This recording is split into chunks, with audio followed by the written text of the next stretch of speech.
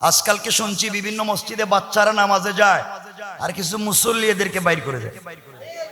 কথা বলেন না কেন? সত্য কথা বলেন, আমাকে সত্য কথা বলবেন। বাচ্চাদেরকে মসজিদ থেকে বের করে দেন কেন? বাইর করে দেন কেন? চিল্লায় আর কি করে? দৌড়াদৌড়ি করে। আর আচ্ছা শুনেন, আর কি করে? মারামারি করে। হ্যাঁ, খাবাও দে। আচ্ছা, বাচ্চারা মসজিদে যায়, মারামারি করে, দৌড়াদৌড়ি করে, চিল্লাচিল্লি করে, এই তো সত্য। কিন্তু বাচ্চাকে মসজিদ থেকে বাইর করে দিতে কইছে কেডা? বলেন, বাচ্চাকে মসজিদ থেকে বাইর করেন কেন? কথা কয় না। মুরব্বী বাবা, আপনার তো মসজিদে নামাজ কবুল হয় না। পুরা জিন্দেগি তো 70 বছর ধান্দা মান্দা করে খাইছ, নিজের বউরে পিড়াইছ, এখন কেউ দেখতে পারে না, মসজিদে এসে পড়ে রইছ, এখন নামাজি হইছ। আর এলাকার একটা বাচ্চা মসজিদে নামাজে এসেছে, আপনি থেকে বের করে দিয়েছেন, অথচ আপনার নামাজ কবুল হয় না। মসজিদে যদি নামাজ কবুল হয়, এই মাসুম বাচ্চাদের ওসিলায় নামাজ কবুল হয়। আমার বন্ধুগণ, কথাগুলো শুনেন। বাচ্চাদেরকে মসজিদ থেকে বের করে দিবেন না বাবা। আপনাদেরকে লজ্জা হয় না? আপনি হাত ধরে বাচ্চাকে সব চিনাইলেন, এইটা বাজার, তোমার দাদার বাড়ি, এটা তোমার নানার বাড়ি, এটা তোমার মামার বাড়ি, এটা তোমার বাবার কবর, সব বাচ্চাকে হাত ধরাইয়া ধরাইয়া চিনাইলেন। আফসোস, আপনি আল্লাহর ঘর মসজিদ, আল্লাহর ঘর বাচ্চাকে চিনাইলেন না। আল্লাহ যদি কিয়ামতের দিন বলো, নিমক হারাম, তোর বাচ্চাকে সব হাত ধরাইয়া ধরাইয়া চিনাইলে তুই কেমনে নিমক হারামের মতো? বাচ্চাটাকে আমি আল্লাহরে চিনাইলে না, বাচ্চাটাকে আমার ঘর চিনাইলে না, তো কি জবাব দিবেন? কি জবাব দিবেন? এই জন্য বাচ্চাদেরকে মসজিদে নিয়ে যাবেন। কিছু কোন ঠিক না? ইনশাল্লাহ কোন? সবাই কোন? দরকার বাচ্চারা বলেন, সব এই এলাকার সব বাচ্চারা মসজিদে যাবে? বলেন যাবে? সবাই বলেন যাবে? আবার বলেন যাবে? আমি সিনেমা হলে যেতে বলছি না, আমি যাত্রা গানে যেতে বলছি না, আমি বলছি মসজিদে যাবে।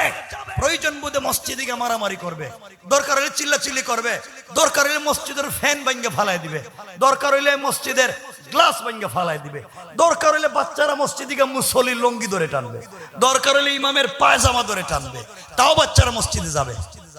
বলেন যাবে? বলেন যাবে? বলেন যাবে? আল্লাহর ঘরে যাবে। দুষ্টামি করলে আল্লাহর ঘরে করেছে, আপনার রেজিস্ট্রি করা সম্পত্তি নয়, আল্লাহর ঘর। অপরাধ করলে আল্লাহর সাথে হবে, জবাব রব নিবেন। আপনাকে বাচ্চাদেরকে মসজিদে যাইতে দেন বাবা, এরা যা মন চায় করুক, কারণ জান্নাতে মসজিদে দৌড়াদৌড়ি করার, দুষ্টামি করার, মারামারি করবে বাচ্চা জান্নাতের মসজিদে, ছোট ছোট বাচ্চারা। আপনারা বলতেছেন আমি মনে হয় বাংলা কথা বলতেছি, কোনো দলিল নাই। 1 মিনিটে হাদিস বলে দিই, এরপরে আমরা আলোচনার দিকে যাই সংক্ষেপ করে। রাসূল পাক সাল্লাল্লাহু আলাইহি ওয়াসাল্লাম মসজিদে আসরের সালাতে ইমামতি করতেছেন। মসজিদে আসরের সালাতের ইমামতি, আসরের নামাজ ফরজ 2 রাকাত। কয় রাকাত? 2 রাকাত। 2 রাকাত কইছে কি? আমি কইলাম 2 রাকাত, ফেরাও করে দিবে। আমি বললাম এই বোতলে মদ, কইব মদ। আপনাদেরকে তো বাস্তবতা বুঝতে হবে যে আমার ভুল হচ্ছে না, আপনাদের ভুল হচ্ছে। এজন্যই তো সব জায়গায় ঠিক কইয়া হুজুররাই তো সব ঠিক মাইরা দিতেছে। আসরের নামাজ ফরজ কয় রাকাত? রাসূল পাক 3 রাকাত ঠিক মতো পড়ালেন। 4র্থ রাকাতের প্রথম সেজদাও ঠিক মতো দিলেন।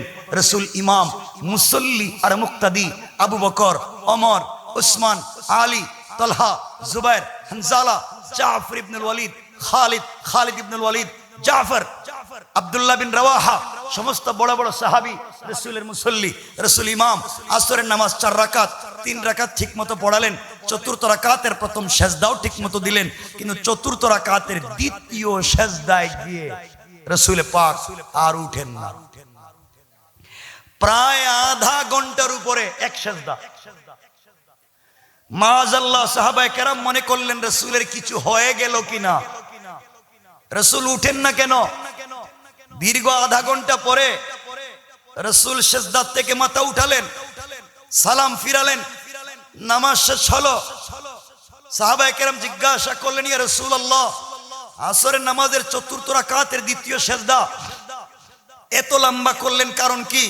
বুঝলাম না। রাসূল বলছেন শোনো, আমি আসরের নামাজের চতুর্থ রাকাতের দ্বিতীয় সিজদা আধা ঘন্টা লম্বা করেছি কেন? তোমরা তো বুঝতেছো না। ইয়া রাসূলুল্লাহ, আমরাও কি লম্বা করব?